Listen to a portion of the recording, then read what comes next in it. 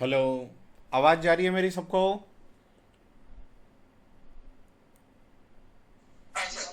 Okay. बो board is visible, board दिख रहा है सबको? जी सर, जी सर। चलिए। ओके। तो लास्ट जो क्लासेस, दो क्लास था उसमें हम लोगों ने परसेंटेज किया था मैथ्स का। तो आज हम लोग इंग्लिश करते हैं, ठीक है ना? तब तक आप परसेंटेज के क्वेश्चंस वगैरह प्रैक्टिस करो, ठीक है? और आज इंग्लिश करते हैं। तो इंग्लिश में देखो, यदि हम इंग्लिश में 50 मार्क्स को देखें तो इसमें ये दो पार्ट में डिवाइड हो जाता है। एक जो वोकैब बेस्ड है, प्योरली वोकैब, ठीक है, बेस्ड, और बाकी ग्रामर बेस्ड।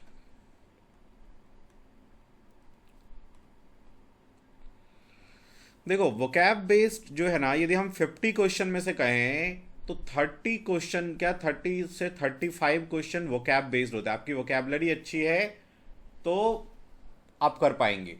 और ग्रामर बेस्ड क्वेश्चन जो है ना, अराउंड 15 से 20, ठीक है? तो वोकैब बेस्ड ज़्यादा क्वेश्चन है जिसमें आगे आपका सिनोनिम, देखो सिनोनिम हो चाहे एंटोनिम हो, कुछ भी हो, है तो वोकैबलरी वो, है ना? अलग से जैसे बहुत स्टूडेंट्स क्या करते हैं कि सिनोनिम पढ़ रहे हैं, एंटोनिम पढ़ रहे हैं। आप एज अ वोकैबलरी समझो उसको, कि आप कुछ भी कर रहे हो वो वोकैबलरी है। हो सकता है जिसका इस बार सिनोनिम पूछा, अगली बार कई बार और क्या करता है, उसके ऑप्शन में से उठा के उसका एंटोनिम पूछ ले, ठीक है ना? तो सिनोनिम हो गया, एंटोनिम हो गया, ठीक है? वन वर्ड सब्सटीट्यूशन हो गया आपका वोकैब में, ठीक है? प्लस जो ईडियम वगैरह है, ईडियम एंड फ्रेजेस, उसको भी आप वोकैब ही समझो। प्लस वोकैब आता है तो आप जो है पैसेज वो प्रॉपरली कर पाओगे। तो वोकैब जो है इंग्लिश में बहुत ही इंपॉर्टेंट क्रूशियल रोल प्ले करता है। Then it comes to grammar, कि ग्रामर के क्या क्वेश्चन आएंगे। तो ग्रामर में जो आप देख रहे हो क्वेश्चन आ रहा है, एक तो करेक्शन बेस्ड, जिसमें हमें करेक्ट करना होता है, ठीक है? उसके बाद एरर फाइंड करने वाला, ठीक है? और आपका ये फिल इन द ब्लैंक्स में आ जाता है, ठीक है? तो यहाँ पे ग्रामर का रोल है। फिर जो पी क्यू आर एस है, इसमें वोकैब और ग्रामर दोनों का रोल हो जाता है, ठीक है? तो हम लोग वोकैब प्लस ग्रामर दोनों पे फोकस करेंगे। पैसेज और पीक्यूआरएस मैं आपको बता दूंगा कि ऐसे ऐसे पैसेज करते हैं। एक दिन हम पैसेज की क्लास रख लेंगे और एक दिन पीक्यूआरएस की, कि ऐसे ऐसे पैसेज करना चाहिए, ऐसे पीक्यूआरएस करना चाहिए, उसमें कर लेंगे। और फिर मैं आपको पैसेज एंड पीक्यूआरएस जो है आप अपने पेन ड्राइव से, और डॉक्यूमेंट भी मैं क्वेश्चन भी प्रोवाइड करवा दूंगा। तो उसे रोज एक पैसेज और दो पीक्यूआरएस करो। यदि वो पैसेज और पीक्यूआरएस आएगा तो आप एग्जाम तक ऐसे करते रहोगे ना, कि एक दिन दो पीक्यूआरएस कर लिया, एक दिन पैसेज कर लिया, एक दिन पीक्यूआरएस कर लिया, तो वो अच्छा खासा आपका जो है स्किल सेट हो जाएगा उसमें। चलिए, तो आज की क्लास में हम पहले वोकैब करेंगे। इवन जब भी हम इंग्लिश की क्लास करेंगे, पहले वोकैब करेंगे और फिर ग्रामर करेंगे, दोनों मिक्स करके करेंगे, ताकि हमारा दोनों क्लियर होता जाए। तो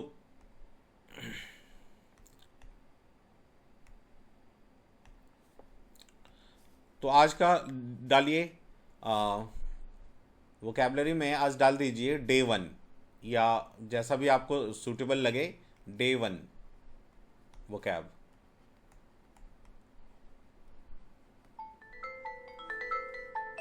डे 1 वोकेबलरी। चलिए, तो फर्स्ट आप डालो, देखो एक वर्ड होता है लैटिन में जिसका ईगो बोलते हैं, ईगो, ईगो, ठीक है? तो ईगो जो वर्ड है, इसका मीनिंग होता है इंग्लिश में आई। लैटिन में इसका ईगो का मीनिंग जो है, इंग्लिश में यदि देखेंगे तो आई होता है। तो इससे जो एक वर्ड बना, सबसे पहले ईगोइस्ट, ईगोइस्ट, आईएसटी लगा दिया, ईगोइस्ट बन गया। इससे दूसरा वर्ड बना ईगोटिस्ट, ईगोटिस्ट,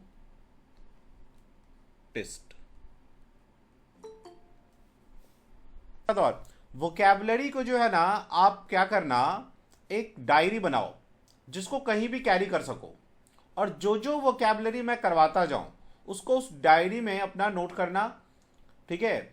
और जब भी आपको, जैसे आप कहीं ड्यूटी के टाइम जा रहे हो, ड्यूटी में भी हो, तो उस छोटे से डायरी को कहीं भी खोल के थोड़ा सा रख लोगे तो वो कोई देखेगा नहीं, ठीक है ना।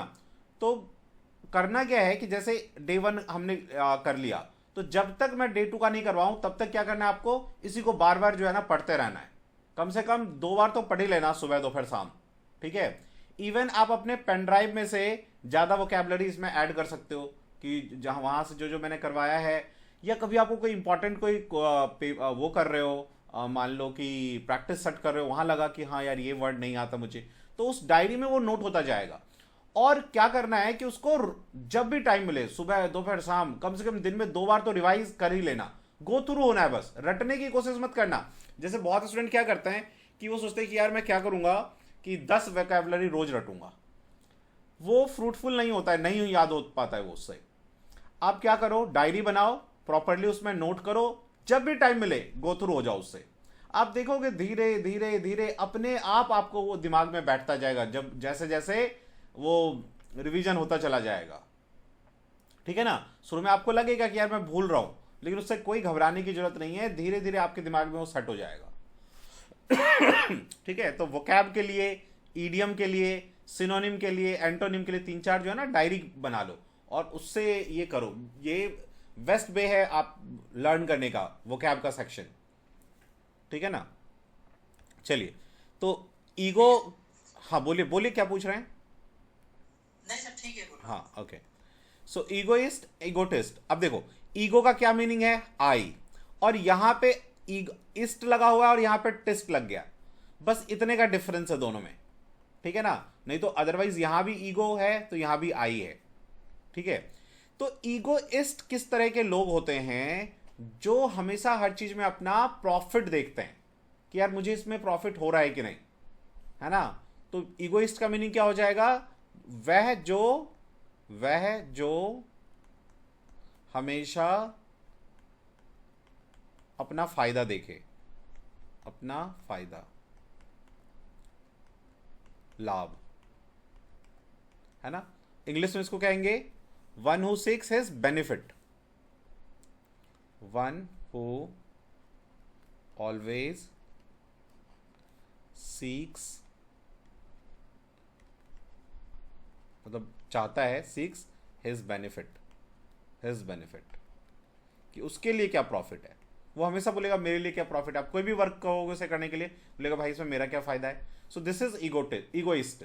अब ईगोइस्ट सॉरी, और ईगोटिस्ट में क्या डिफरेंस है, टी का डिफरेंस है।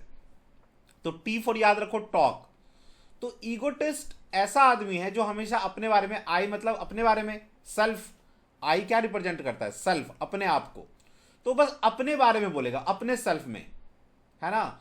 तो जो अपने बारे में हमेशा बोलता रहता है उसको बोस्टफुल पर्सन भी कहते हैं, बोस्टफुल, BOAST, बोस्टफुल, मतलब जो अपनी सेख दिखाता रहता है कि यार मैंने ये कर दिया, मैंने शेर मार दिया, है ना। वन हु टॉक, वन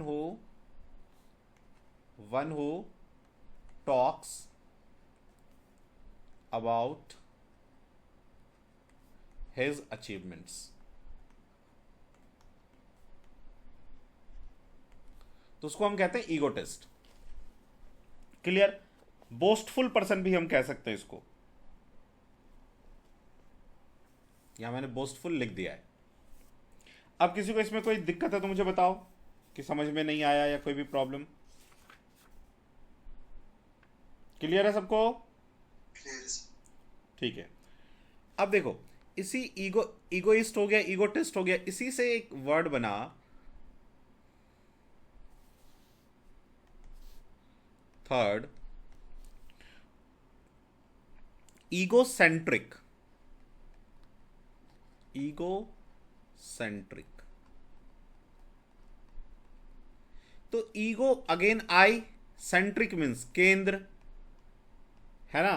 तो ईगोसेंट्रिक इंसान कैसा है, one who consider his self is the centre of universe. वो समझता है कि हर जगह मैं ही मैं हूं, हर जगह मेरी तारीफ हो, हर जगह लोग मुझे मेरा बेनिफिट मिल जाए, है ना, उसे हमेशा मैं दिखता है, अपने आप को देखता है वो, है ना। तो ऐसे आदमी को हम कहते हैं सेल्फ सेंटर्ड, सेल्फ सेंटर्ड, है ना, जो अपने ऊपर ही हमेशा केंद्रित है, दूसरों से उसको कोई जो है ना दूसरों का फायदा हो ना हो उससे भी कोई मतलब नहीं है, उसको बस अपना चाहिए, है ना। अब इसी का एक फोर्थ है word, ego manic, ego maniac.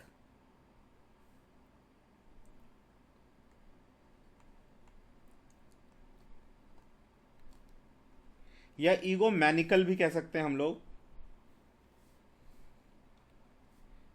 Ego मैनिकल।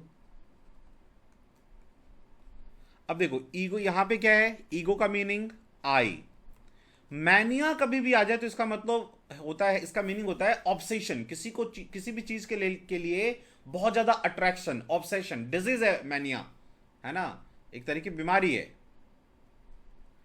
तो ईगोमैनिक कैसा होगा, बहुत ही ज्यादा स्वार्थी, ठीक है ना, उस पर इतना ज्यादा स्वार्थ हावी है कि वो किसी का मर्डर कर सकता है। आपने कार खरीदा और उसको पसंद नहीं आया कि यार इसने कार खरीद लिया, मेरे पास कार नहीं, आपके कार को तोड़ देगा, ठीक है। So this is a criminal tendency के लोग होते हैं ईगोमैनिक, क्रिमिनल टेंडेंसी, ठीक है। और लिख लो जिसपे अपना स्वार्थ, बहुत ज्यादा स्वार्थी, इतना ज्यादा स्वार्थी कि किसी का मर्डर कर दे, लिख लीजिए।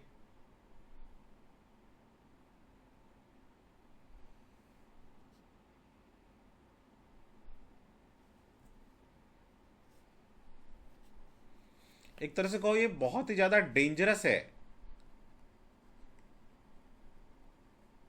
पागल है, इतना ज्यादा सेल्फ इस पे सवार हो गया है, स्वार्थ, इतना ज्यादा स्वार्थी हो गया है ना। जैसे लीडर्स वगैरह होते हैं ऐसे, जो अपने स्वार्थ के लिए लोगों को मार भी देते हैं। आजकल तो डॉक्टर्स भी होने लग गए हैं ऐसे।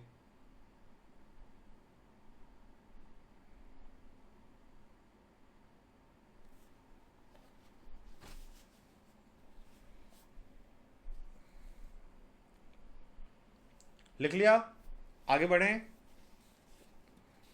जी सर। ठीक है, सभी ने लिख लिया।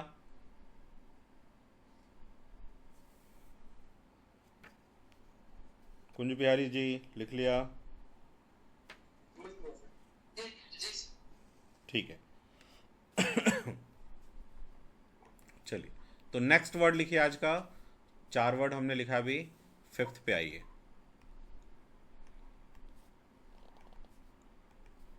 फिफ्थ, फिफ्थ में लिखिए अल्ट्रोइस्ट, अल्ट्रोइस्ट, अल्ट्रोइस्ट। बहुत बार एग्जाम में अल्ट्रोइस्ट आया हुआ है, रिपीट हुआ है, ठीक है ना। तो अल्ट्रोइस्ट देखो, अल्ट्रोइस्ट का क्या मीनिंग होता है, जब भी कभी अल अल और ये ट्रूइस्ट, है ना, अल मीन्स ऑल, ये वर्ड आया जैसे हमेशा, ट्रूइस्ट मतलब जो हमेशा ट्रू बोले। हमेशा ट्रू कौन बोलता है, जो दूसरों का बेनिफिट चाहता है, जो चाहता है दूसरों का भला हो, अपने बारे में कभी नहीं सोचता है, ऐसे लोगों को तो हम कहते हैं अल्ट्रोइस्ट, अल्ट्रोइस्ट, है ना, जिसपे सेल्फ बिल्कुल भी सवार नहीं है, हमेशा वो दूसरों का बेनिफिट चाहता है, ठीक है। तो अल्ट्रुइस्ट कैसे हैं, जो परोपकारी, जिसको हिंदी में कहते हैं परोपकारी, परोपकारी,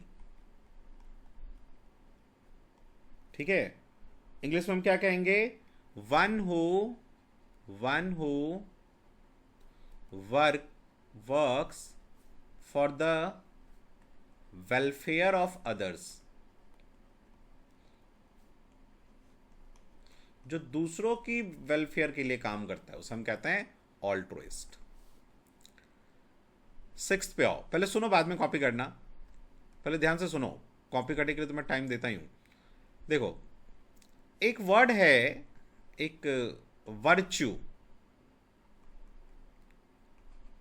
वर्च्यू, ठीक है। वर्च्यू जो होता है इसका मीनिंग होता है कि जब आपकी क्या विशेषता है, आप किस तरह के आदमी हैं। ठीक है, तो इससे एक वर्ड बना सिक्स्थ, इंट्रोवर्ट। Introvert, introvert.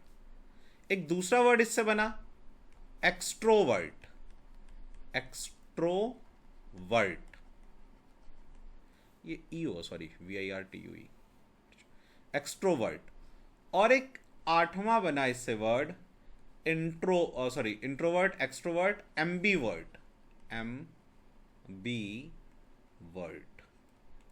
ठीक है, अब सुनो। इन इन मतलब क्या, अंदर, है ना।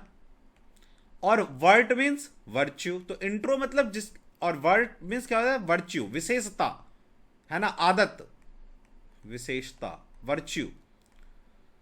तो जिसकी वर्च्यू इनवार्ड है, अंदर की तरफ है, मतलब जो खुल के किसी से बात नहीं करता, अपनी बात किसी को शेयर नहीं करता, ऐसे लोगों को हम कहते हैं इंट्रोवर्ट।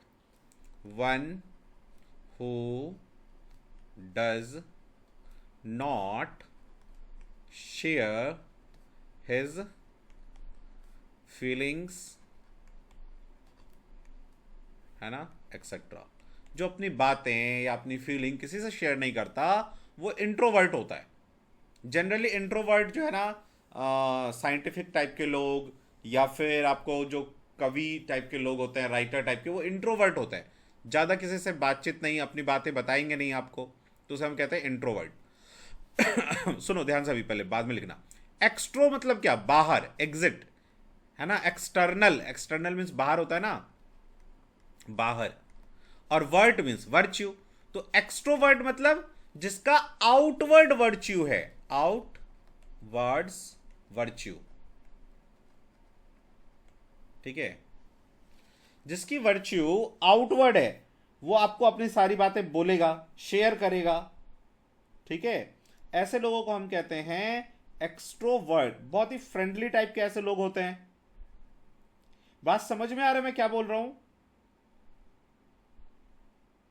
जी सर, जी सर, हाँ सर, समझ में आ रहा है। ठीक है, तो ऐसे लोग जिनका वर्च्यू, जिनकी विशेषता क्या है कि वो एक्सटर्नल फीलिंग है, वो अपनी बात शेयर करेंगे, फ्रेंडली टाइप के लोग हैं, तो उसे हम कहेंगे एक्सट्रोवर्ट। ठीक है ना। अब एम्बीवर्ट पे आ जाओ। देखो, जो ये एम्बी है, इसका मीनिंग होता है बोथ। और अगेन वर्ट मीन्स वर्च्यू। मैं वर्च्यू की स्पेलिंग ना शायद लैक कर रहा हूं, VIRTU होता है, या VR, एक बार एक सेकंड, हाँ VI ही होता है, सॉरी, आई लगा लो इसको। हाँ, तो जिसकी वर्च्यू कैसी होगी, जिसकी करेक्टरिस्टिक्स कैसी होगी, outward, sorry, ambi means both, both type के होंगे। मतलब कभी वो इंट्रोवर्ट की तरह बिहेव करते हैं, कभी एक्सट्रोवर्ट की तरह बिहेव करते हैं, मतलब कुछ चीज़ें शेयर करते हैं, कुछ नहीं करते हैं। हम मैक्सिमम हम लोग इसी तरह के हैं, एम्बीवर्ट टाइप के। कुछ चीज़ें हम शेयर करते हैं फ्रेंड्स में, कुछ चीज़ें नहीं शेयर करते हैं। ठीक है, तो एम्बीवर्ट वर्च्यू वाला जो होगा वो कैसा हो जाएगा, वन हु समटाइम्स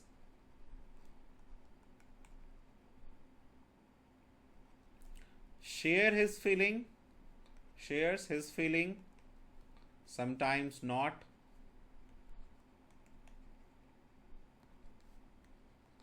कुछ चीज़ें शेयर करेगा, कुछ चीज़ें नहीं करेगा, कभी कभी, है ना। तो इस तरह का हम लोग, मैक्सिमम लोग इसी तरह के हैं, right.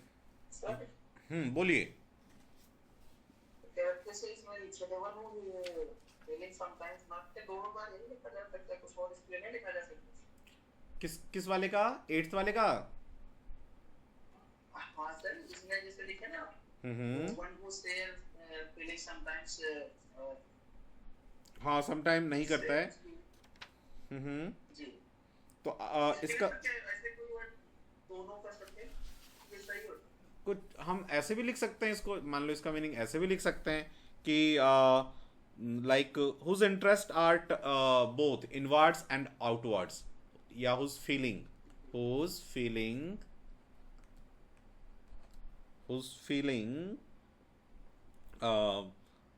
feelings are both, inwards and outwards, मतलब जो दोनों तरह का बिहेवियर है जिसका, ठीक है ना, तो वो हो जाएगा एम्बीवर्ट। क्लियर है अभी?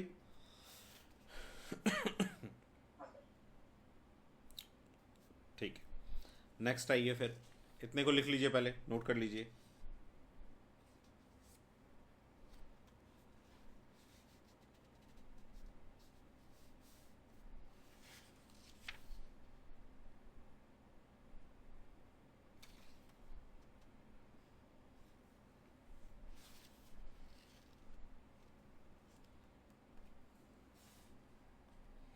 ध्यान से करना, स्पेलिंग मिस्टेक नहीं हो बस।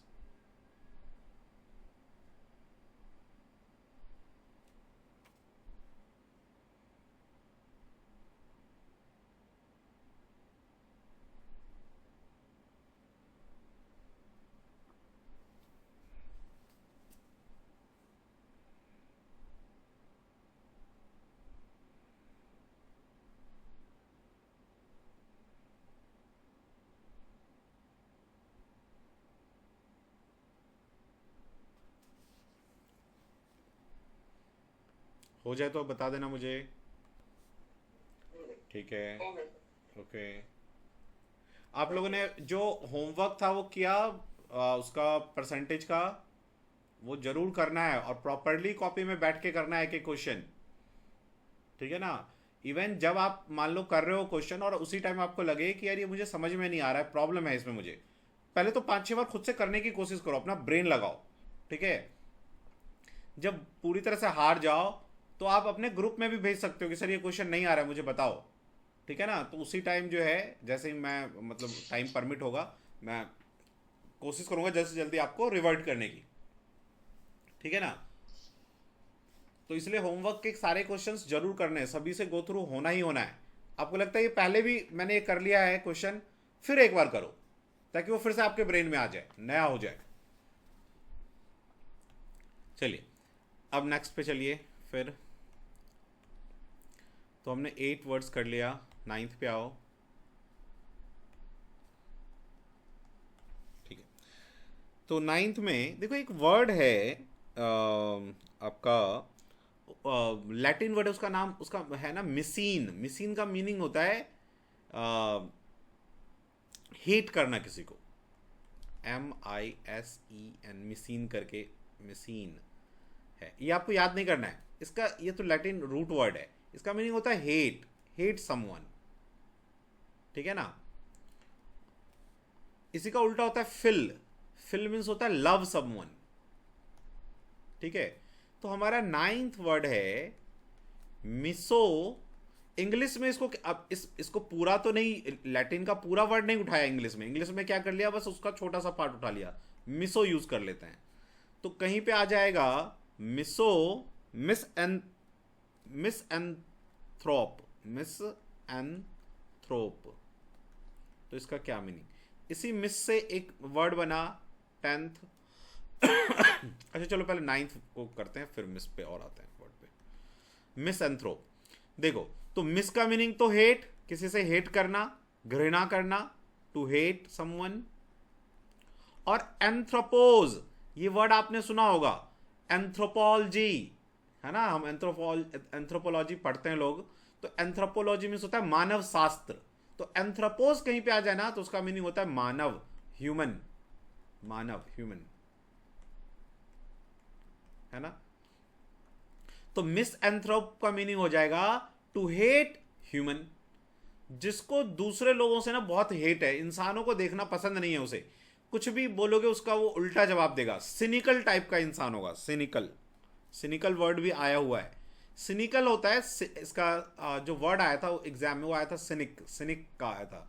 तो सिनिक मीन्स होता है जो हर चीज़ को नेगेटिव फॉर्म में लेगा। जैसे आप बोलोगे कि चलो यार वोटिंग करते हैं, तो वो बोलेगा कि अरे यार सब तो चोरी है, क्या करना वोट देके, ठीक है। उसे बोलोगे चलो वॉक करने चलते हैं, एक्सरसाइज करते हैं, तो वो कहेगा क्या भैया एक्सरसाइज करके क्या फ़ायदा, जिस दिन मरना होगा मर ही जाएंगे। तो वो हमेशा उल्टा सोचेगा, नेगेटिव फीलिंग का आदमी होगा। हर बात पे नकारेगा, डिनाई करेगा, तो that is a cynical person.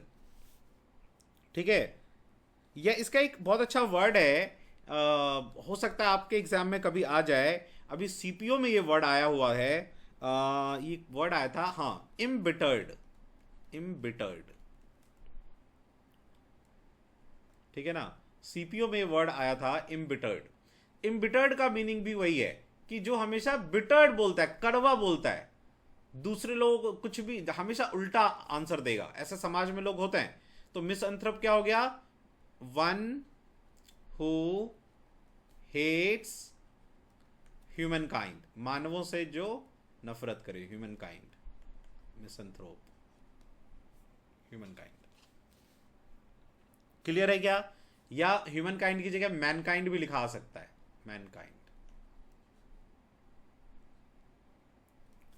चलिए अब 10th क्वेश्चन देखो, अभी छापो मत, रुको, छापने के लिए मैं टाइम दूंगा आपको, पहले समझो। तो ये मिसएंथ्रोप हो गया, इसी से एक वर्ड बना मिसीन से, मिसोगैमिस्ट। मिसोगैमिस्ट, सुनो, अब अगेन मिसो, सॉरी एस नहीं लगाया मैंने, मिसोगैमिस्ट, एस लगा लेना यहाँ पे। मिसो का मीनिंग हेट करना। अच्छा, ये गैमिस्ट जो वर्ड बना है, ये गैमस से आया है, गैमस। गैमस एक वर्ड है लैटिन का, गैमस।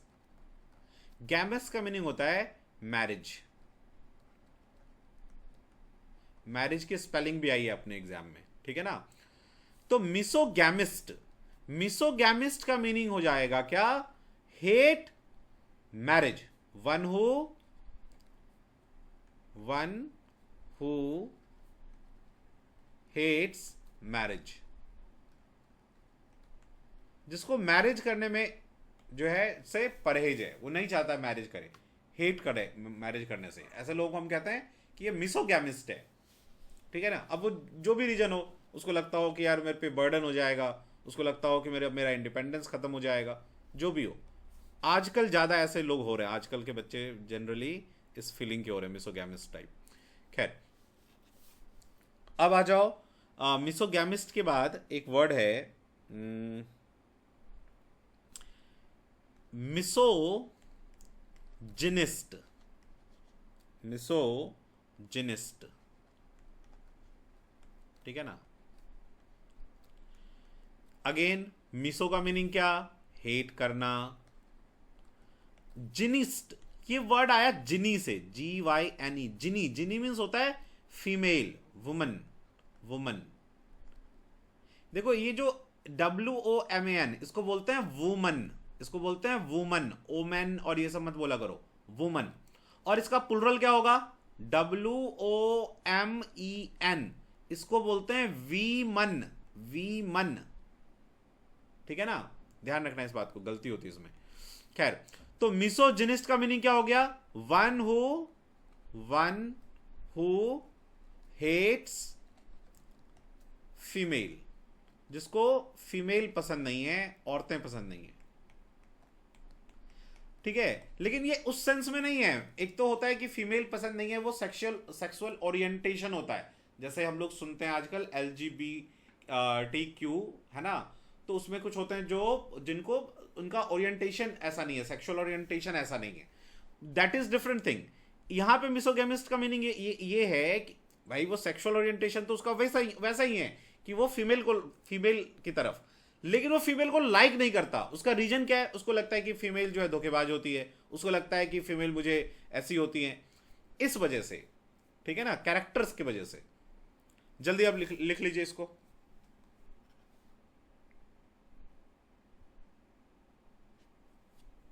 सर ये मिशन की स्पेलिंग MISAN, नहीं लिखने की जरूरत है, मिसीन, MIS, मिसीन, EAN होता है मिसीन, वो लिखने की जरूरत नहीं है, काम नहीं आएगा। आप बस मिसो लिख लो, मिसो लिख लो और लिख लो हेट, इस मिसीन को लिखने की कोई जरूरत नहीं है। Phil means love,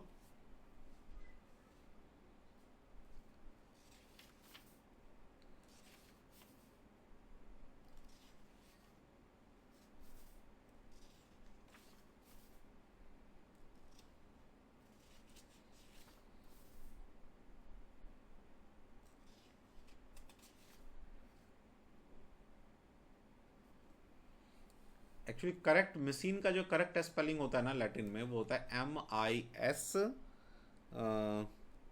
MISEIN, मिसीन। ए नहीं होता, EIN होता है, MISEIN, मिसीन।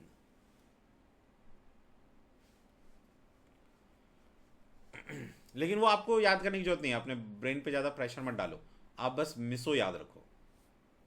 जी सर।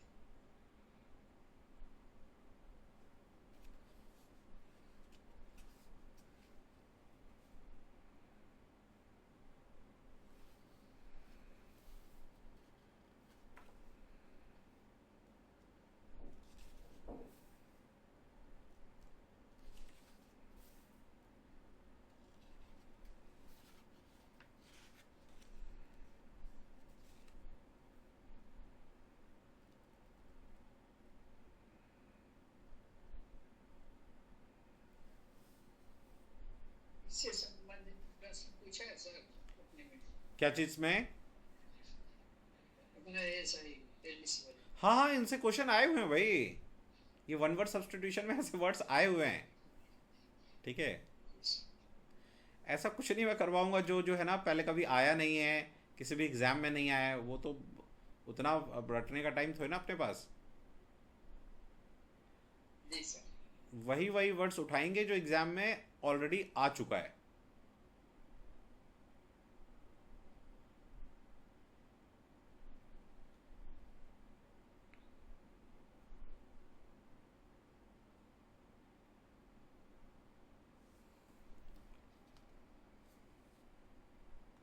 एकदम कट टू कट जो एग्जाम में आता है उतना ही पढ़ेंगे, क्योंकि टाइम ज़्यादा पढ़ने का है भी नहीं, ठीक है।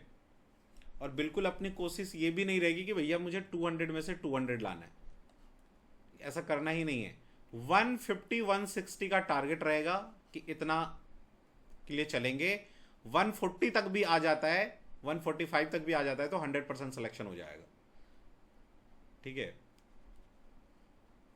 लेकिन 150 160 टारगेट इतना तो रखो ही रखो।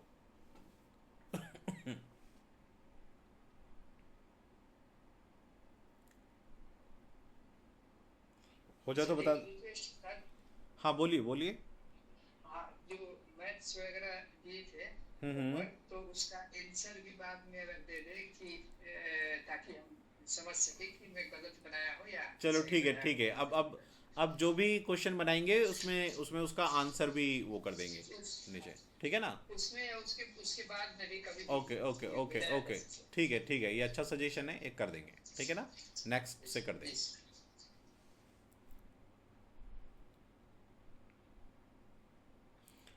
कर लिया ये कॉपी सबने? जी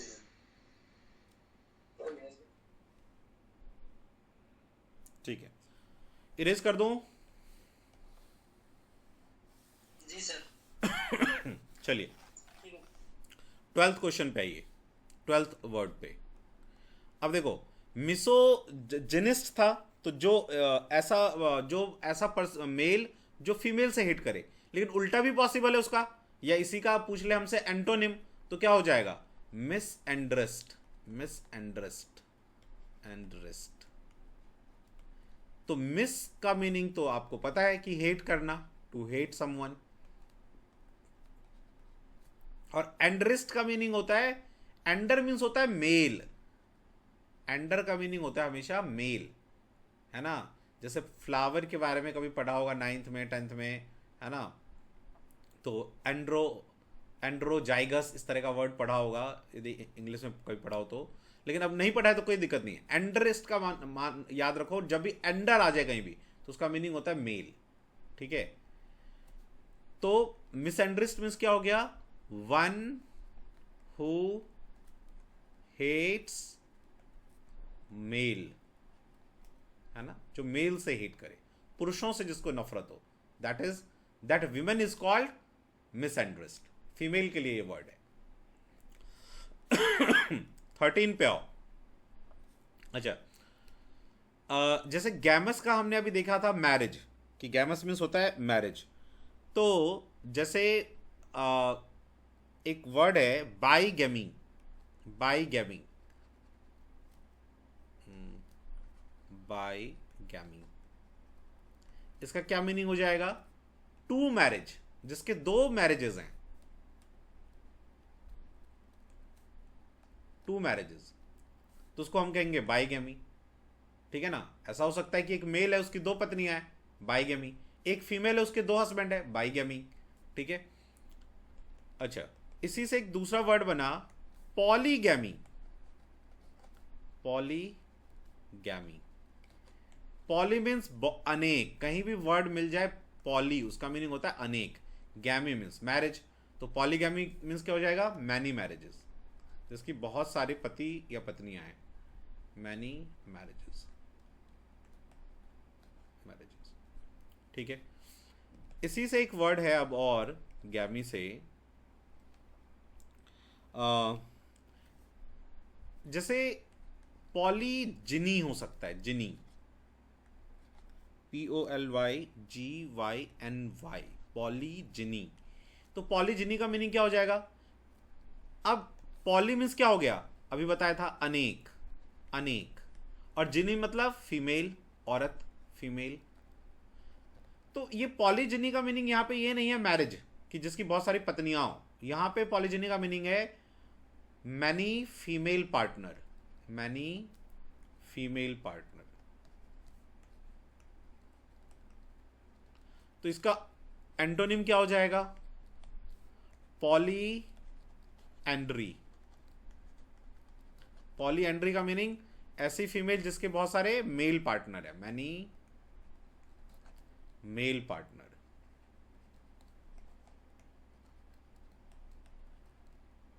नोट कर लीजिए जल्दी से, इरेज करता हूं। सर हाँ बोलिए। ये सर एक एक पार्टनर के लिए सोलो गेम ही होगा या मोनो गेम ही होगा? Monogamy, monogamy, monogamy. हाँ, मोनो मीन्स होता है एक, तो मोनोगैमी मतलब एक सोलो गेम मैरिज। ही नहीं कर सकते? नहीं, सोलो हर जगह नहीं, सोलोगैमी नहीं करते हैं, मोनोगैमी होता है। ठीक है ना?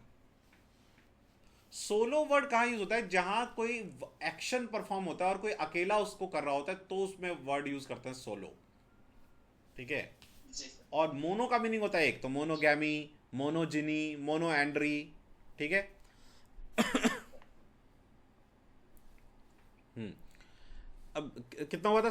16 वर्ड हो गया था ना, 17th पे आओ।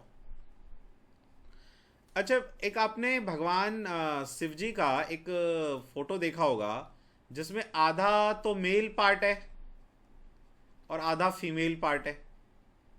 ऐसे बहुत से एनिमल होते हैं जिनका आधा बॉडी मेल होता है, आधा फीमेल होता है।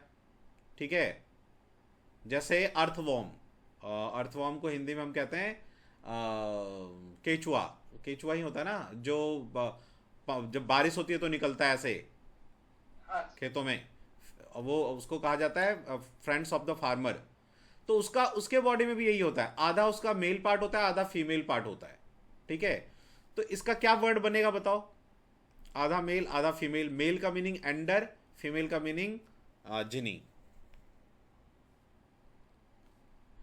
तो हमेशा फीमेल को पहले प्रायोरिटी दी जाती है ना, तो गायनेंड्रस, गाय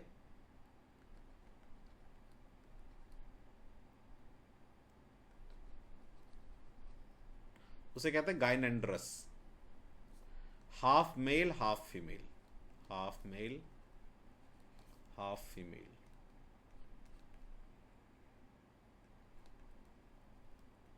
बॉडी, जिसका आधा बॉडी मेल आधा फीमेल हो।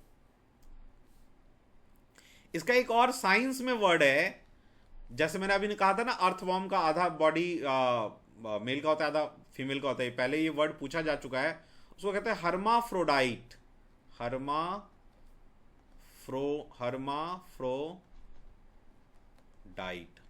हर्माफ्रोडाइट ऐसे एनिमल होते हैं जिसका आधा मेल बॉडी होता है और आधा फीमेल बॉडी होता है। लिख लीजिए।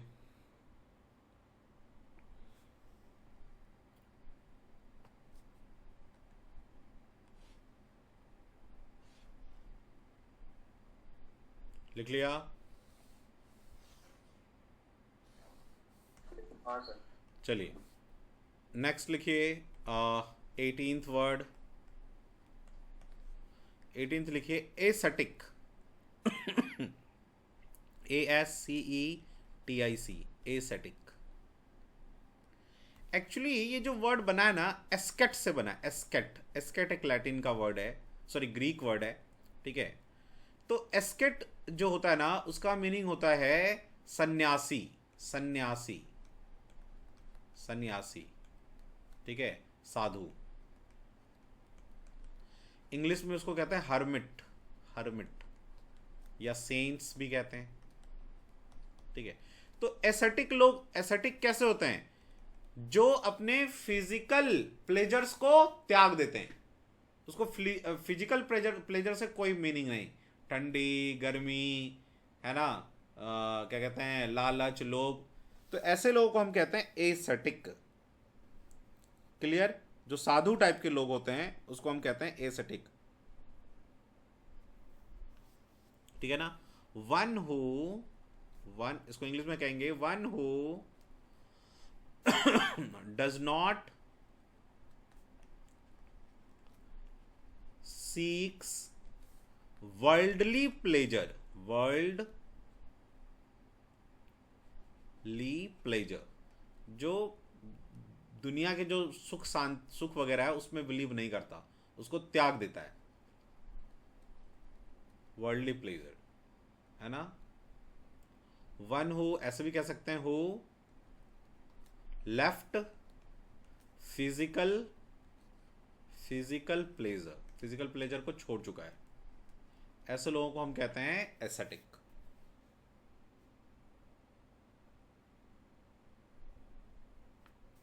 क्लियर है?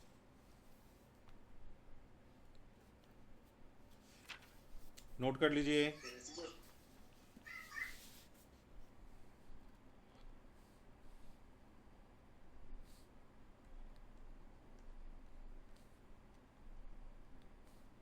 नाइनटीन्थ पे आइए।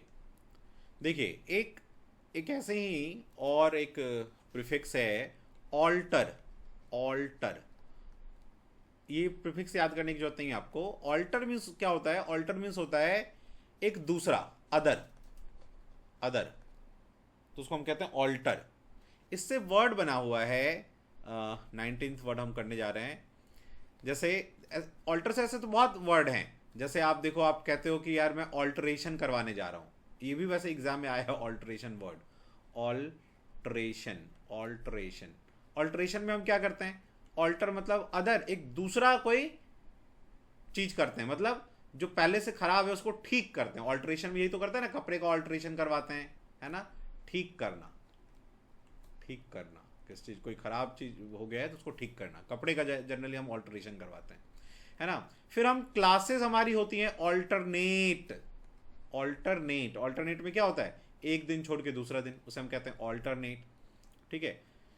लेकिन वर्ड जो एग्जाम में आया हुआ है वो आया हुआ है ऑल्टरकेशन, ऑल्टरकेशन, ऑल्टरकेशन, ठीक है ना। तो ऑल्टरकेशन का मीनिंग क्या हो गया? जैसे देखो, ऑल्टर मतलब क्या हो गया? एक दूसरा, केशन वर्ड बना हुआ है आइडिया के लिए, आइडिया मतलब किसी, मान लो आपका एक आइडिया है और किसी दूसरे का कोई दूसरा आइडिया है, तो आपस में क्या हो जाता है? आइडिया को लेके झगड़ा, कि यार मैं, मेरी बात होनी चाहिए, तो वो कहेगा मेरी बात होनी चाहिए। तो ऑल्टरकेशन मीन्स होता है जब दो लोगों की आइडियाज अलग अलग हो तो उनमें झगड़ा हो जाता है, दैट इज ऑल्टरकेशन। एक झगड़ा और होता है जिसको हम कहते हैं क्वेरल, ठीक है। एक झगड़ा होता है, वर्ड क्वेरल, QUARREL, क्वेरल, है ना। तो ये दोनों ही डिस्प्यूट है, ये दोनों वर्ड का मीनिंग क्या है? डिस्प्यूट। क्यों? क्योंकि आइडियाज अलग अलग हैं, डिस्प्यूट।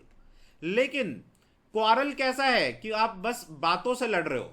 ये डिस्प्यूट कैसा है? बातों से, ओनली टॉक। लेकिन जब बातों से बात नहीं बनता तो लड़ाई करने लग जाते हैं, फिजिकल, ठीक है। तो जब लड़ाई वगैरह करने लग जाए, दैट इज ऑल्टरकेशन। वो क्वारल से जब झगड़ा ज्यादा बढ़ जाए, दैट इज ऑल्टरकेशन, ठीक है। तो एग्जाम में तो ऑल्टरकेशन आया था, नीचे क्वारल था ऑप्शन, वो लगाना था, लिख लीजिए।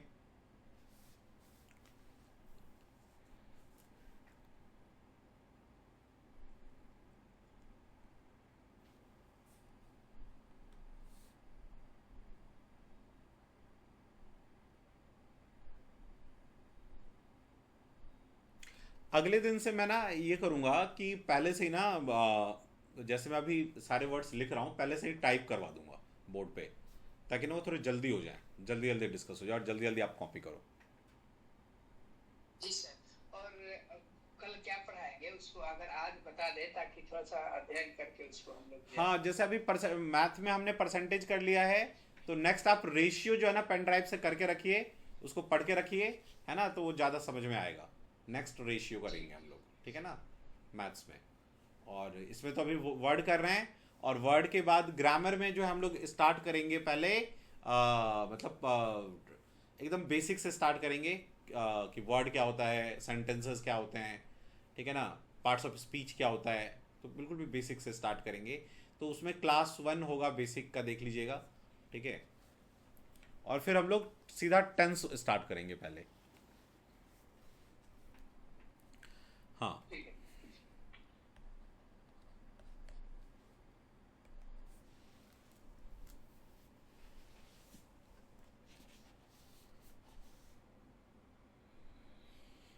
अच्छा, अब इसी ऑल्टर से एक दूसरा वर्ड है, ये एग्जाम में आया हुआ वर्ड है,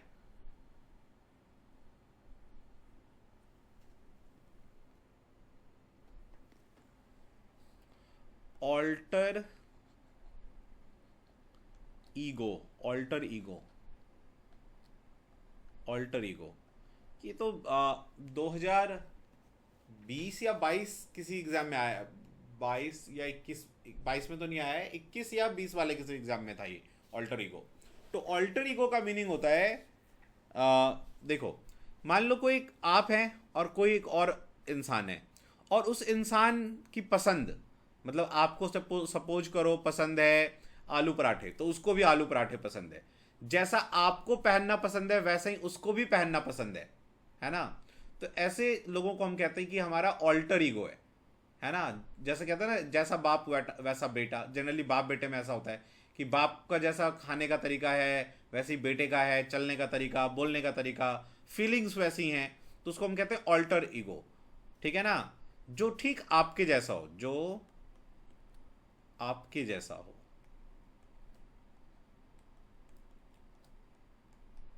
एग्जाम में तो अब हिंदी लिख के आता नहीं, एग्जाम में लिख के आया था वंस अदर सेल्फ। एग्जाम में लिख के आया था one's other self, one's other self मतलब जो आपके जैसा है, other self, one's other self,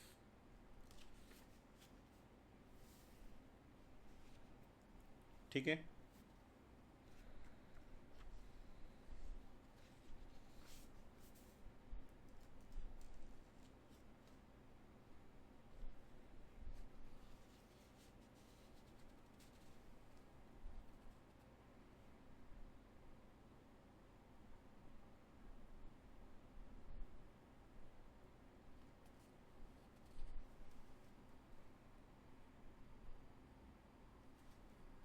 अगले दिन से मैं वर्ड्स को ना पहले से बोर्ड पे लिखवा कर रखूंगा, ठीक है। और लेकिन आपको तो लिखना ही लिखना है, क्योंकि आप जब लिखोगे ना तो वो याद होता है लिखने से। उसका ये नहीं करूंगा कि मैं आपको पीडीएफ बना के दे दूंगा, वो तो बहुत इजी काम हो जाएगा, ये मेरे लिए बहुत अच्छा हो जाएगा, लेकिन आपके लिए नुकसान होगा वो। क्यों?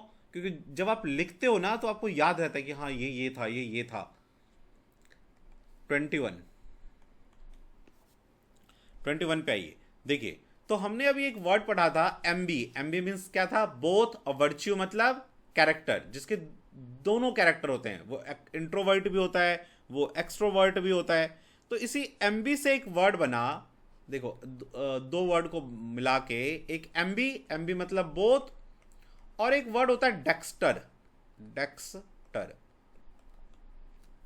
डेक्स्टर का मीनिंग होता है स्किलफुल, स्किलफुल, ठीक है। तो इससे एक वर्ड बना क्या? Aamby dextrous, Aamby dextrous, Aamby dextrous. अच्छा, ये डेक्स्टर वर्ड भी अपने आप में ये आया हुआ है, ये वर्ड डेक्स्टर मीन्स स्किलफुल, ठीक है, ये वर्ड आया हुआ है डेक्स्टर। अब मुझे ये तो याद नहीं है कि अपने एएसआई एलडीसी में आया था, एएसआई एलडीसी में आया था या बीएसएफ के एलडीसी में आया था, किसी एलडीसी में आया था, लेकिन डेक्स्टर स्किलफुल। एम्बी डेक्स्ट्रस का मीनिंग क्या हो जाएगा? एम्बी मीन्स बोथ और डेक्स्ट्रस मीन्स स्किलफुल। तो क्या जिसका दोनों स्किलफुल हो, मतलब क्या जिसके दोनों हाथ स्किलफुल हो, है ना, जो दोनों हाथ से लिख सकता हो, उसे हम कहते हैं एम्बी डेक्स्ट्रस। ठीक है, one who can use both his hand both of his hands skillfully।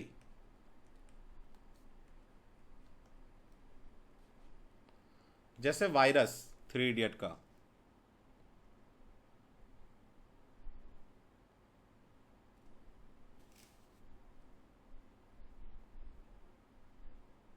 ठीक है। अच्छा, एम्बी डेक्सटेरिटी की जो है ना, वो आया हुआ है स्पेलिंग मिस्टेक में। देखो उसका स्पेलिंग क्या होता है, AMBI, MBDEX। ठीक है, ठीक है, TER होता है, इसीलिए एग्जाम में आया था। देखो यहाँ पे ई नहीं है, यहाँ देखो, यहाँ पे डेक्स्ट्रस में यहाँ पे ई नहीं है, लेकिन एम्बी डेक्सटेरिटी जब होता है, ठीक है, तो यहाँ पे TER आ जाता है, इसीलिए एग्जाम में आया ये। एम्बी डेक्सटेरिटी होती है स्पेलिंग, है ना। जो OUS है एम्बी डेक्स्ट्रस, तो एम्बी डेक्स्ट्र OUS लगने से क्या होता है, वो नाउन बन जाता है। एम्बी डेक्स्ट्रस तो तुम्हारा ये है एडजेक्टिव है, लेकिन इटी जब वर्ड लग जाता है तो वो नाउन बन जाता है। ठीक है, ये नाउन है, जब भी कहीं इटी लग जाए तो समझो वो नाउन है, और OUS लग जाए तो समझो वो एडजेक्टिव है। ठीक है, अपने एग्जाम में तो ऐसे पूछा जाता है कि बताओ ये वर्ड क्या है ना, पार्ट्स ऑफ स्पीच पूछ लेता है अपने एग्जाम में, नोट कर लीजिए।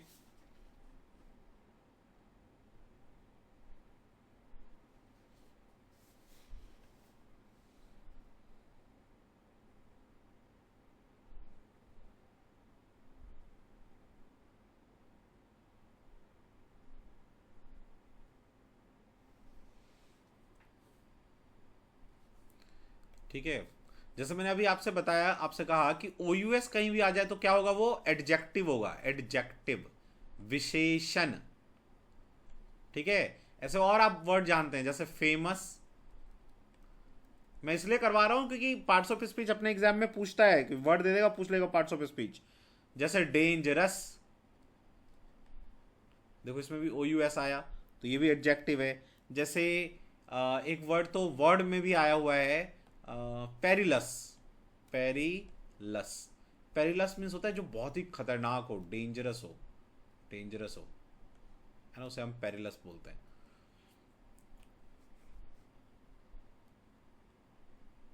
ठीक है, और ये डेक्स्टर वाला जो मैंने वर्ड बोला है, वो एग्जाम में जो आया था वो आया था डेक्स्ट्रस।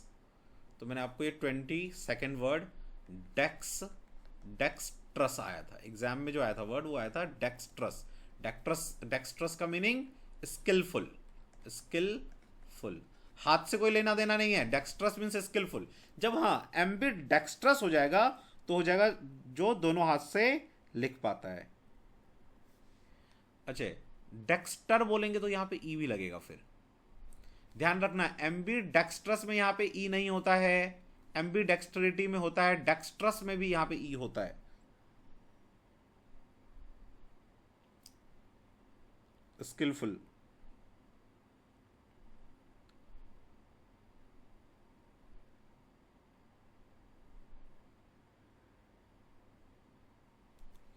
इसका यदि एडजेक्टिव, ये तो एडजेक्टिव है, ये वर्ड जो है OUS लगा तो एडजेक्टिव, इसका नाउन बनाना चाहो तो डेक्सटेरिटी, इटी लगा दो तो नाउन बन जाएगा ये, मीनिंग वही सेम, स्किलफुल।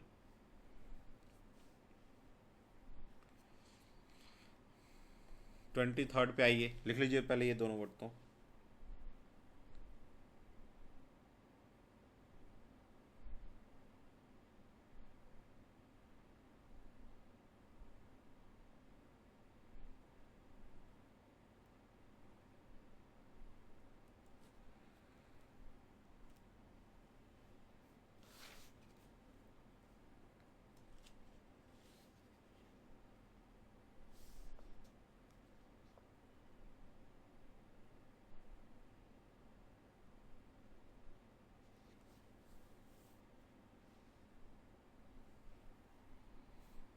हो गया।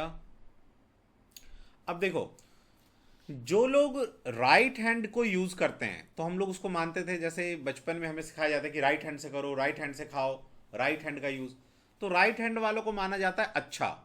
खास करके जो ग्रीक सभ्यता है उसमें ऐसा होता है कि वो लोग राइट हैंड से जो यूज करता है चीजें उनको अच्छा मानते हैं, और जो लेफ्ट हैंड से करते हैं उसको बुरा माना जाता है। ठीक है, तो लेफ्ट हैंड से एक वर्ड है सिनिस्टर, ये एग्जाम में आया हुआ है, सिनिस्टर। सिनिस्टर, तो सिनिस्टर का मीनिंग जो है ना, या तो इसका लेफ्ट हैंडेड भी हो सकता है कि जो लेफ्ट हैंडेड है, लेफ्ट हैंडेड, या इसका दूसरा मीनिंग हो जाता है ऑकवर्ड, जो बुरा है, बेकार है, ऑकवर्ड, तो उसको भी हम सिनिस्टर बोलते हैं। ठीक है, ईवल है, ईवल। डेंजरस को भी हम सिनिस्टर बोलते हैं, डेंजरस। लेकिन मेन इसका मीनिंग है लेफ्ट हैंडेड एंड ऑकवर्ड, जो किसी काम को ढंग से कर ना पाए। सर एक चीज पूछना था। हाँ बोलो। यहाँ पे इससे डेक्सटरस था, DEXTEROUS। हाँ, यहाँ पे मैंने डेक्स्ट्रस में ई लगाया है, यहाँ पे नहीं लगाया है। ठीक है ना, इसलिए तो मैंने कहा, इसलिए तो कहा कि इसमें ऐसा है स्पेलिंग में। ऐसे होता है ना? कुछ कुछ स्पेलिंग ना थोड़ा डिफरेंट होता है, इसीलिए स्पेलिंग मिस्टेक में ये क्वेश्चन आया हुआ है। ठीक है ना, यहाँ पे बहुत बुक वाले भी गलती करते हैं, यहाँ पे ई लगा देते हैं, यहाँ पे ई नहीं होता है, ये ध्यान रखना। इसीलिए स्पेलिंग मिस्टेक में ये आया हुआ है क्वेश्चन।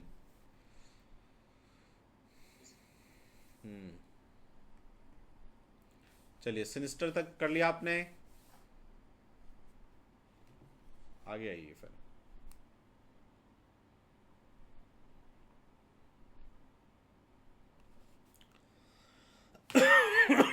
सॉरी,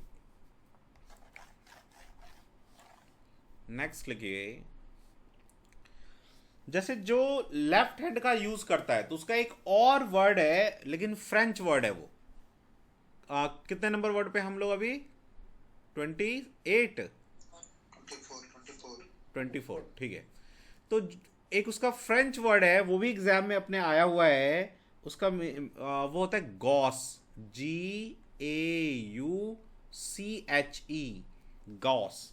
गॉस का मीनिंग होता है लेफ्ट हैंडेड, है ना, जो लेफ्ट हैंडेड है, लेफ्ट हैंड का यूज करता है, लेफ्ट हैंडेड, और उसको बुरा माना जाता है। तो ऐसे ऐसे लोगों को हम कहते हैं कि भाई जो लेफ्ट हैंड से काम कर रहा है वो अच्छी तरह काम नहीं कर पाएगा, उसको अपने काम में स्किल नहीं आता है, तो उसको कहते हैं क्लमसीनेस। क्लमसीनेस मतलब जो ढंग से अपने काम को ढंग से करता नहीं है, उसे हम कहते हैं क्लमसीनेस है, ये काम को ढंग से स्किलफुली कर नहीं पाएगा। ठीक है,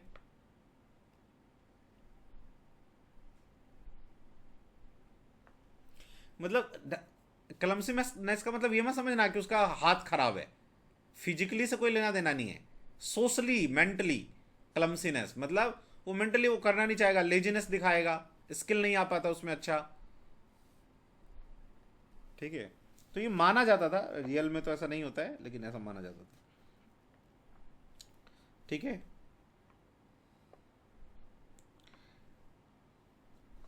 चलिए, अब ऐसे राइट हैंडेड के लिए एक वर्ड है, मान लो लेफ्ट हैंड जो यूज करता है उसको हम गॉस कहते हैं, है ना। एक इसका जो है नाउन बनाते हैं, उसको हम कहते हैं गॉसरी। हो सकता है स्पेलिंग में आ जाए कभी, GAUCHERIE,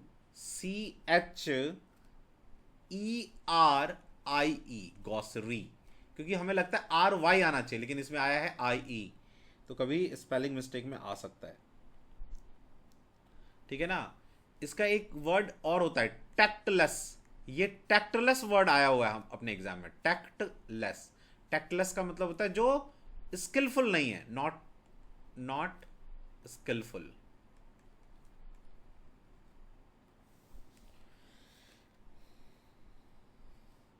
ठीक है, तो ये लेफ्ट हैंड के लिए था। ऐसे ही राइट हैंड के लिए कोई वर्ड होना चाहिए कि जो अपना राइट हैंड यूज करता है, अपने काम में अच्छा है, तो उसको हम कहते हैं एड्रॉइट। ठीक है, ऐसे लोगों को हम कहते हैं एड्रॉइट। एड्रॉइट, एड्रॉइट का meaning right handed person, right handed. Skilful, ठीक है ना। डेक्स्ट्रस भी इसका सिनोनिम हो सकता है, डेक्स्ट्रस।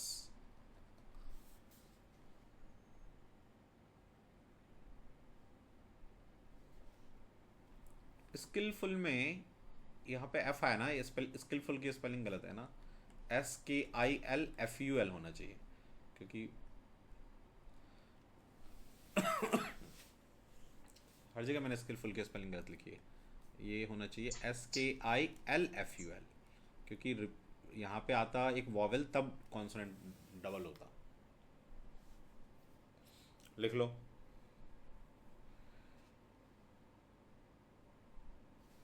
अच्छा, ये दोनों वर्ड एक दूसरे के क्या हो जाएंगे, एंटोनिम भी हो जाएंगे, अपोजिट वर्ड भी हो जाएगा।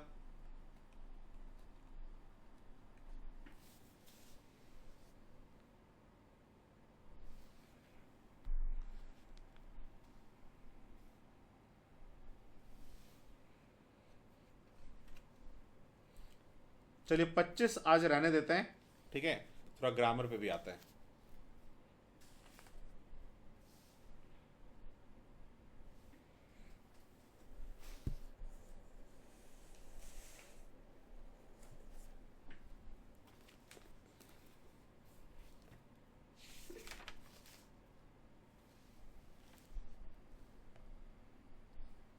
हाँ पिंकू जी बोलिए।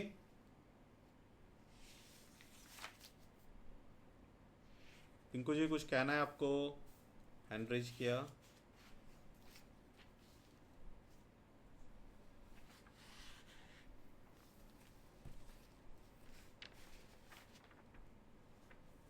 लिख लिया सबने, आगे चलें। अब ग्रामर सेक्शन पे आ जाइए फिर।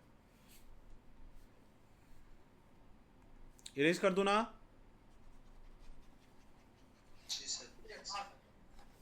चलिए, तो ग्रामर में छोटी छोटी चीज़ें कुछ कुछ हैं, वो आज कर लेते हैं, फिर नेक्स्ट डे से हम लोग करेंगे।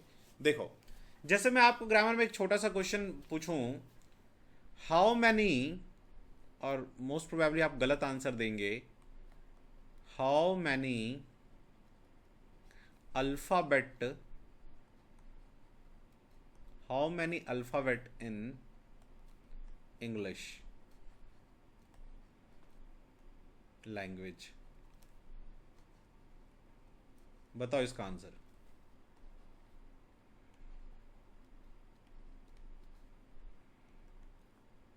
How many alphabet in English language, English language में कितने अल्फ़ाबेट होते हैं?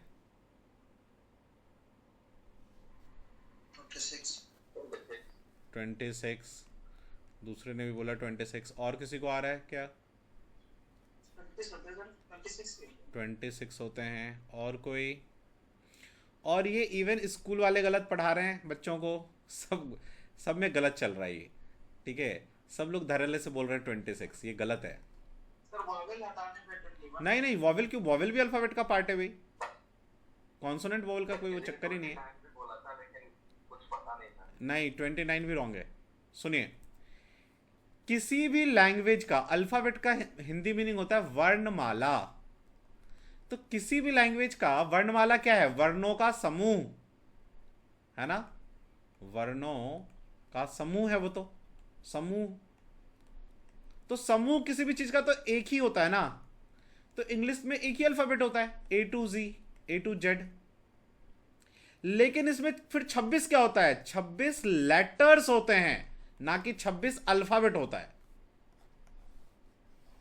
ये बहुत बड़ा मिस्टेक है जो जनरली हर कोई कर रहा है। आप अपने बच्चे से पूछिए, वो भी यही बोलेगा 26 अल्फाबेट। उसके टीचर को भी यही बोलते हैं, इसलिए वो भी यही बोलता है। चलिए आगे चलते हैं। तो 26 लेटर होता है इंग्लिश में, है ना, अल्फाबेट, इंग्लिश अल्फाबेट में 26 लेटर्स होते हैं, ना कि 26 अल्फाबेट होते हैं।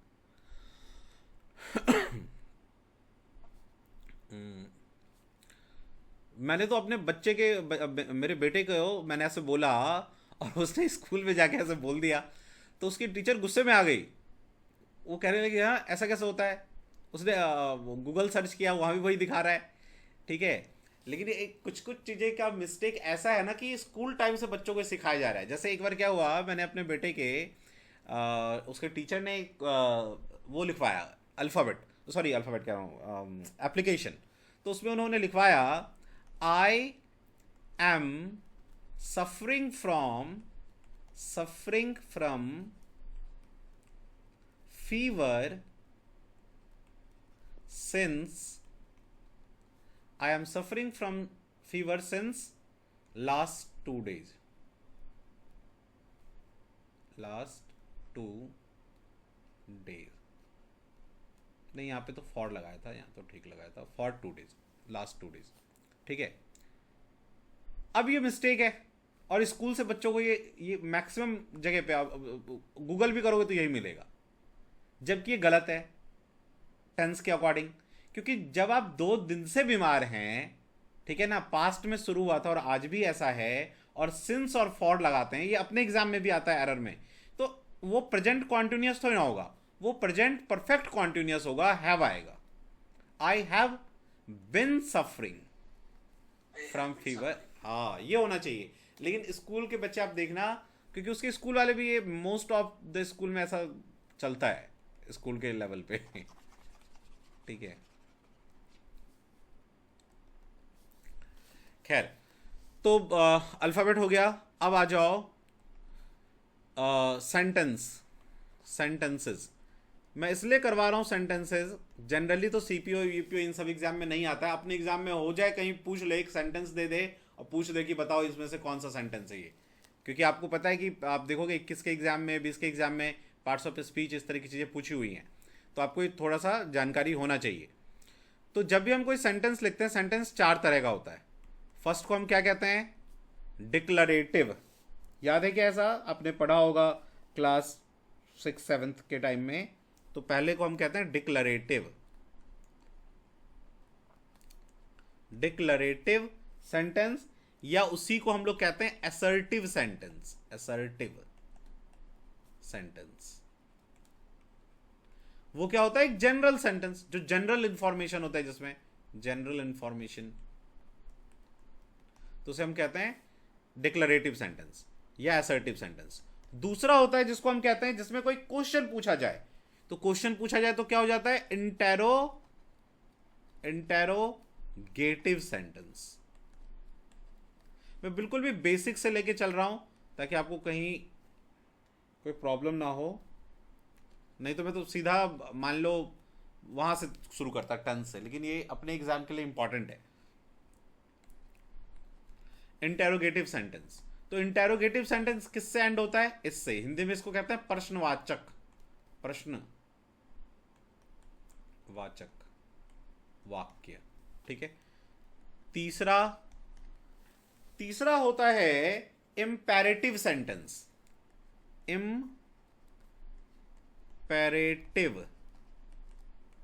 Imperative sentence. देखो, इंपेरेटिव सेंटेंस क्या होता है? जिसमें आपने कोई ऑर्डर किया हो, कुछ रिक्वेस्ट किया हो, किसी को कुछ मना किया हो, तो ऐसे को हम कहते हैं इंपेरेटिव सेंटेंस। जैसे फॉर एग्जाम्पल, जैसे मैं कहूं कम हेयर, मान लो मैंने अपने बच्चे को कहा कम हेयर, ठीक है, तो ये इंपेरेटिव सेंटेंस है। इस इंपेरेटिव सेंटेंस में देखो, ये किससे स्टार्ट हुआ है? ये हमेशा वर्ब से स्टार्ट होता है। Come here, go there, shut your mouth, है ना, ये सब इंपेरेटिव सेंटेंस है। इसमें ना सब्जेक्ट देखो यहां पे नहीं है, सब्जेक्ट नहीं है इसमें। हर इंपेरेटिव सेंटेंस में सब्जेक्ट फिक्स होता है, यू, इसलिए उसको लिखते नहीं है। तो इंपेरेटिव सेंटेंस का जो सब्जेक्ट होता है वो होता है यू। जब नरेशन हम लोग करेंगे, वॉइस करेंगे, उस टाइम इसकी जरूरत होगी हमें। मैं आपसे उस टाइम बोलूंगा कि बताओ इसका सब्जेक्ट क्या होगा, तो यू होगा उसका सब्जेक्ट। तो ये 3 टाइप के सेंटेंस हो गए। फोर्थ आप लिखो एक्सक्लेमेटरी सेंटेंसेस।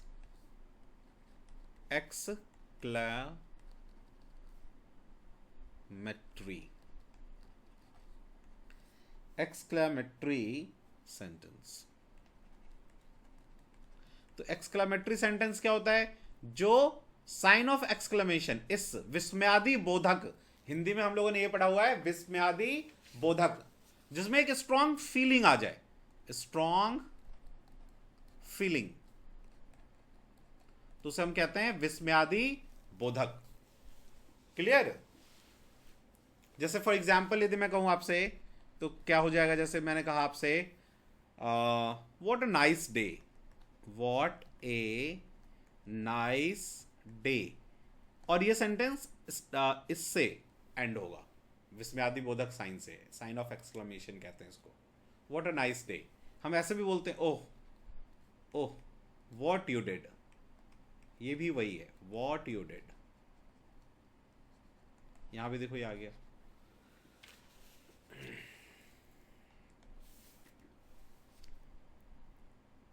क्लियर है? इसमें किसी का कोई क्वेश्चन, कुछ भी लगे कि कोई ये समझ में नहीं आया? ठीक है,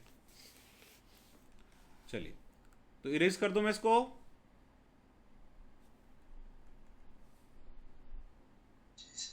ठीक है, अब देखिए एक सेंटेंस का, जैसे मैंने लिखा, चलो Ram is playing, Ram is playing football, full stop. अब इस सेंटेंस में आप देखिए एक तो राम है और एक ये इज प्लेइंग फुटबॉल है, इतना पार्ट, और एक पार्ट ये, तो ये सब्जेक्ट है ना, सब्जेक्ट है सेंटेंस का। क्यों सब्जेक्ट है? क्योंकि इस एक्शन को, प्लेइंग को राम कर रहा है, सो ये सब्जेक्ट हो गया। बाकी ये जो पूरा पार्ट है, दिस इज कॉल्ड प्रेडिकेट, इसको हम कहते हैं प्रेडिकेट, प्रेडिकेट। ठीक है, तो इसमें क्या क्या आ गया देखो, हेल्पिंग वर्ब आ गया, मेन वर्ब आ गया, ऑब्जेक्ट आ गया, ये सब प्रेडिकेट का पार्ट है।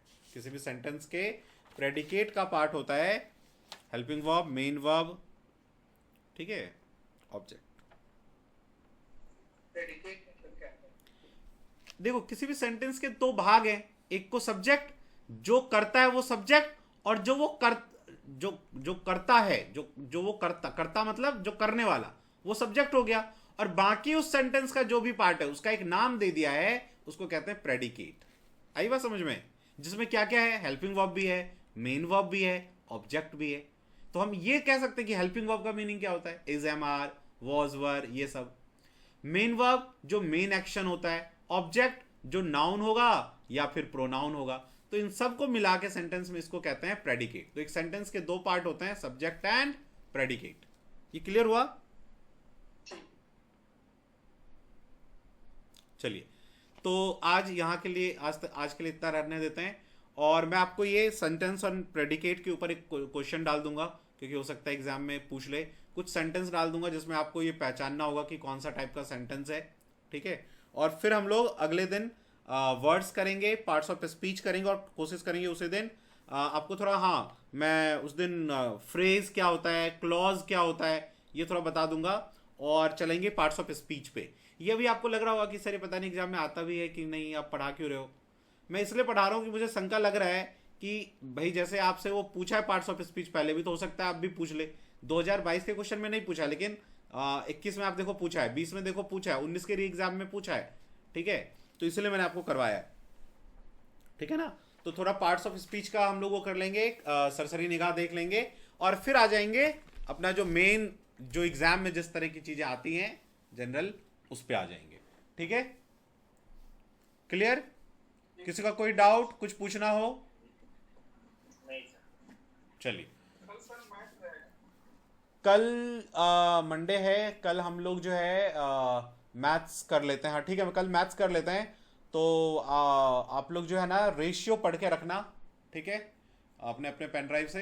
तो रेशियो के ऊपर चर्चा करेंगे, उसके कुछ क्वेश्चंस, अच्छे क्वेश्चंस भी करेंगे, ठीक है। तो रेशियो आप लोग अपना जो है एक बार रिवाइज करके रखना। और जब आप रेशियो कल मान लो रिवाइज करने बैठो कुछ भी, लेकिन परसेंटेज के 2-3 क्वेश्चन जरूर कर लेना। हर दिन आपको परसेंटेज के 2-3 क्वेश्चन करना ही करना है, नहीं तो भूल जाओगे।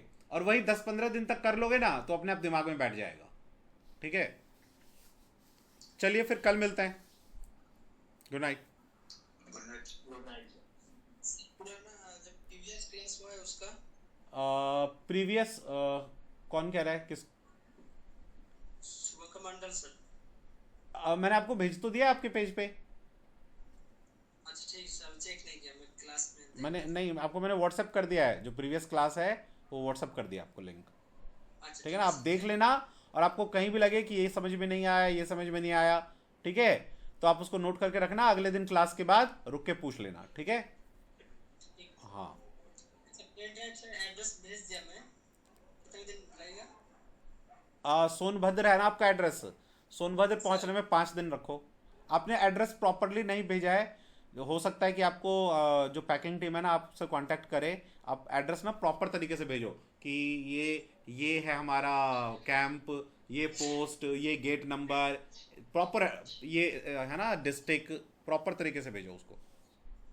अच्छा अच्छा, हाँ भेज दूंगा। हाँ, यदि हाउस नंबर है कुछ तो वो भेज दो, बिल्डिंग नंबर या ब्लॉक नंबर इस तरह का कुछ, तो प्रॉपर एड्रेस भेजिए। ठीक है, ठीक है सर। Okay okay.